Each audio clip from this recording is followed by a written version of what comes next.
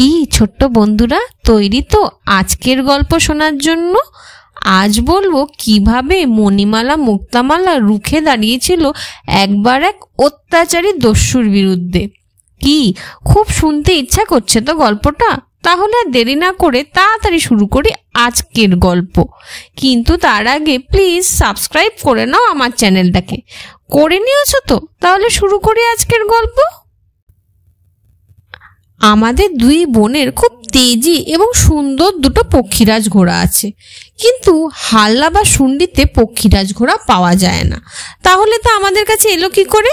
সেই গল্পই আজ লিখে রাখবো। আমাদের তখন গুরুগৃহের শিক্ষা শেষ হয়ে 1 বছর হয়েছে।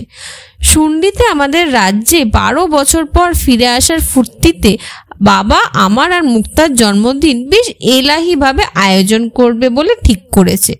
সেই মতো দূত গিয়েছে দূর দূর দেশে। আমরা ঠিক করলাম আমরা যাব আমাদের গুরুগৃহে, নিজেরা গিয়ে নিমন্ত্রণ করে আসবো গুরুদেব ও গুরুমাকে। সেই মতো যাত্রা শুরু করলাম। কয়েকদিনের মধ্যেই গুরুগৃহে পৌঁছে গেলাম। গুরুদেব ও গুরুমা আমাদের দেখে খুশি হলেন বটে, কিন্তু তাদের দেখে মনে হলো তারা যেন বেশ অন্যমনস্ক, যেন ঠিক আমাদের সঙ্গে মন খুলে কথা বলতে পারছে না, কি যেন ভাবছে। আরও আশ্চর্য হলাম যখন দেখলাম গুরুদেবের মেয়ে সুলক্ষণাকে কোথাও দেখতে পাচ্ছি না। সুলক্ষণা ভারী সুশ্রী ও মিষ্টি এক মেয়ে। আমাদের থেকে বয়সে বেশ খানিকটা ছোট হলেও তার হাসি খুশি প্রাণখোলা ভাব দিয়ে সে সহজেই সবার মন জয় করতে পারত। কিন্তু এখন তাকে না দেখতে পেয়ে মনটা খারাপ হয়ে গেল। গুরুগৃহে আসার আর একটা কারণ হলো সুলক্ষণার সঙ্গে কিছুটা সময় কাটানো, দুটো মনের কথা কওয়া। তা সেই কথা গুরুদেবকে বলতেই দেখলাম গুরুদেব ও গুরুমা দুজনেই বেশ সিটিয়ে গেল। তারা আমতা আমতা করে বলল, মানে সে আসলে এক বিশেষ শিক্ষা অর্জন করতে বাইরে গিয়েছে।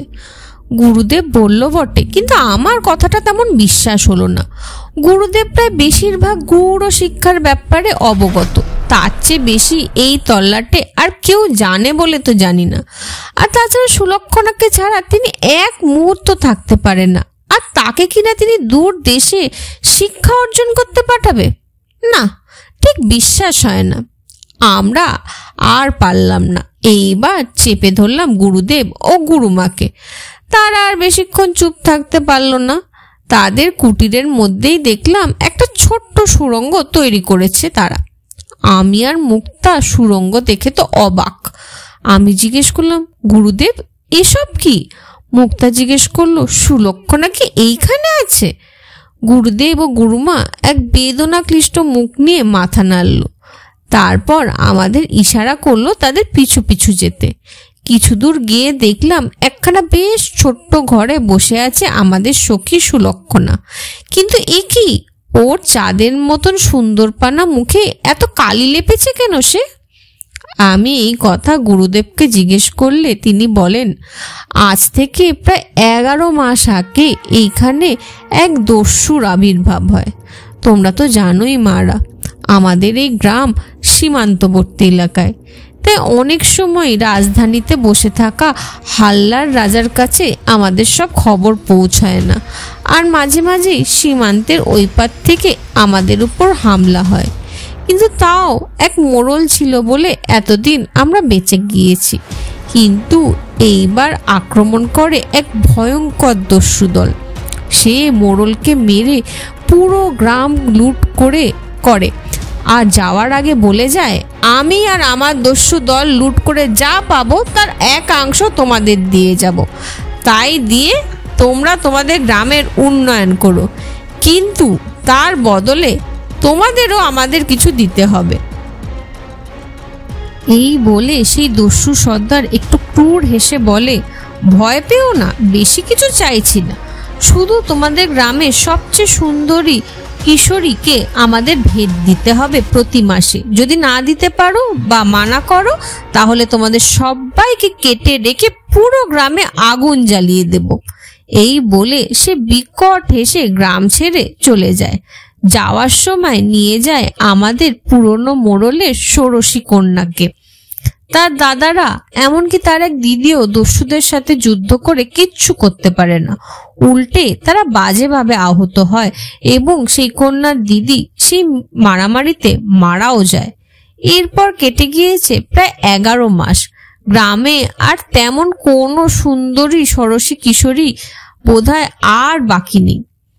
শুধু আছে আমার মেয়েটা।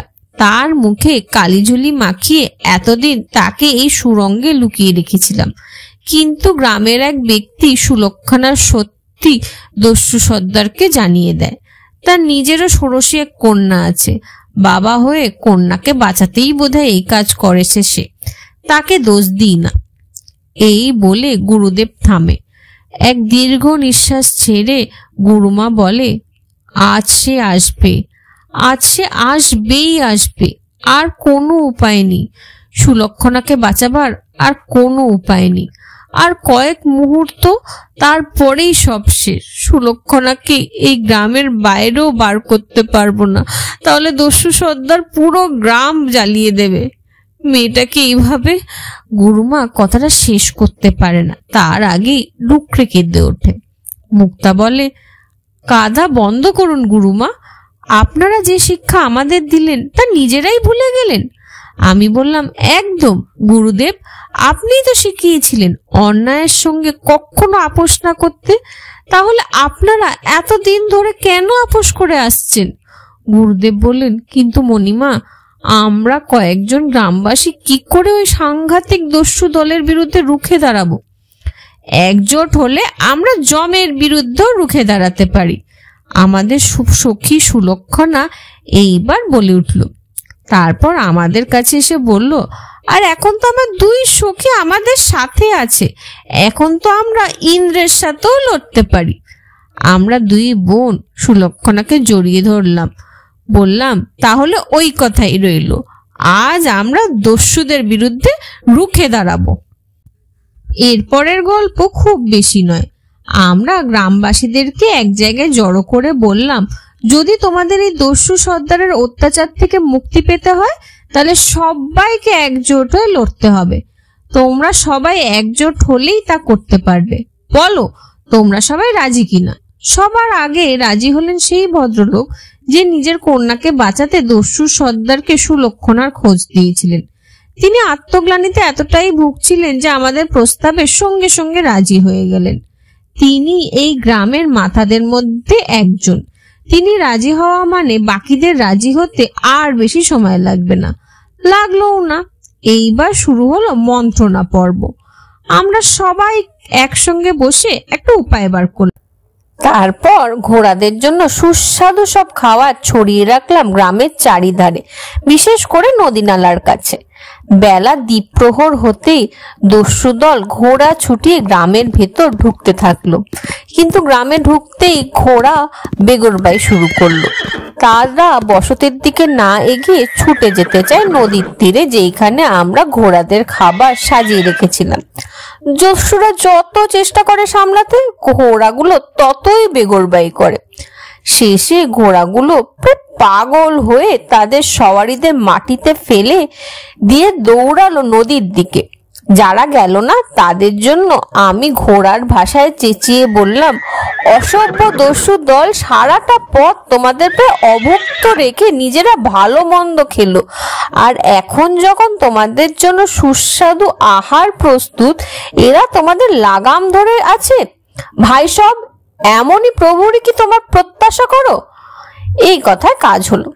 ঘোড়াগুলো সত্যি সারাটা পথ অভুক্ত ছিল। দস্যু দল তাদের বিশেষ দানা পানি দেয়নি, দেয়ও না বোধহয়। তাই ঘোড়াগুলো খুব সহজেই বিদ্রোহ ঘোষণা করলো। তবে ঘোড়া হারিয়েও দস্যু দল দমে যায়নি। তারা তলোয়ার বর্ষা হাতে গ্রাম আক্রমণ করতে ঢুকলো। কিন্তু গ্রামবাসীরা সেই পথে অনেকগুলো গর্ত খুঁড়ে রেখেছিল, আর তার মধ্যে ভরে দিয়েছিল বেশ খানিকটা শুকনো লঙ্কার গুঁড়ো। তারপর সে গর্ত ঢেকে দিয়েছিল খড় দিয়ে। দূর থেকে দেখলে বোঝাই যায় না খড়ের নিচে গর্ত আছে। দস্যু দলও বুঝতে পারলো না, আর ঝুপ ঝুপ করে অনেকে গর্তে পড়ে গিয়ে ত্রাহি রব জুড়ল। আর জুড়বে নাই বা কেন, চোখে শুকনো লঙ্কার গুঁড়ো গিয়েছে যে। যাই হোক, বুদ্ধি দিয়ে দস্যু দল ছোট হয়ে এলো, কিছুজন তখনও হাল ছাড়েনি, আর তার মধ্যে অবশ্যই দস্যু সর্দার একজন। এরা হাড়ে বলে গর্ত পেরিয়ে ছুটলো গ্রামের আরো ভেতরে।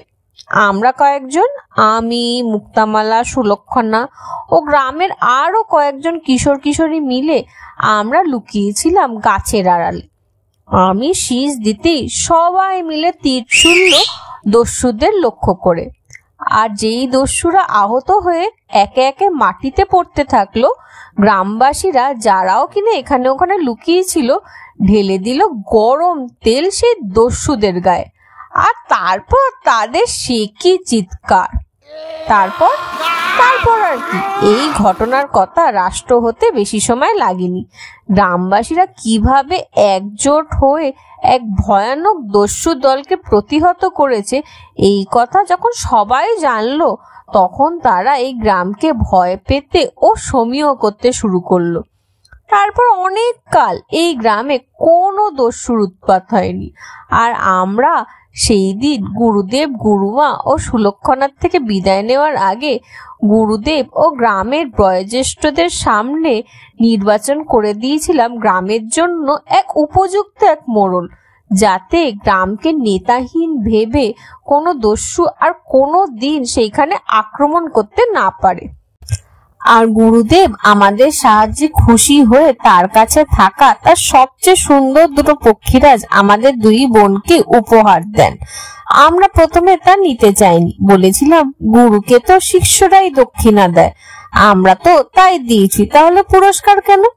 গুরুদেব হেসে বলেছিলেন, আমিও তো গুরু দক্ষিণা দিচ্ছি মা, আমাকে যে তোমরা আজ এক বড় শিক্ষা দিলে যা আমি প্রায় ভুলতেই বসেছিলাম। মুক্তা জিজ্ঞেস করে, সেটা কি গুরুদেব? গুরুদেব বলেন, সবাই মিলে একসঙ্গে রুখে দাঁড়ালে কোনো শত্রুই যে বড় নয়, এইটা যে আমি ভুলতে বসেছিলাম, তোমরা মনে করিয়ে দিলে। এই উপহার তোমাদের প্রাপ্য, না বললে চলবে না।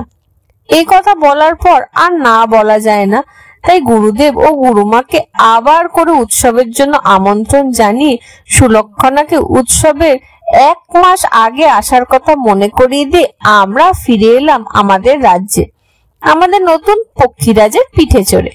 সুলক্ষণা উৎসবের পরে নিজের গ্রামে ফিরে গেলেও তার শিক্ষাবর্ষের শেষে সে হাল্লার সৈন্যদলে যোগ দেয় এবং পরে এক বীর সেনাপতি হয়ে হাল্লাকে অনেক যুদ্ধ জিততে সাহায্য করে। তো ছোট্ট বন্ধুরা, কেমন লাগলো আজকের গল্প? দেখলে তো, আমরা যদি একজোট হয়ে অন্যায়ের প্রতিবাদ করি, তাহলে অতি শক্তিশালী ব্যক্তিও আমাদের কাছে পরাজিত হতে বাধ্য হবে। কি তাই তো? আজ তবে আসি, পরের সপ্তাহে আবার আর একটা নতুন গল্প নিয়ে চলে আসবো। ততক্ষণের জন্য প্লিজ লাইক, শেয়ার আর সাবস্ক্রাইব করে দাও আমার চ্যানেলটাকে। আসি তাহলে, টাটা।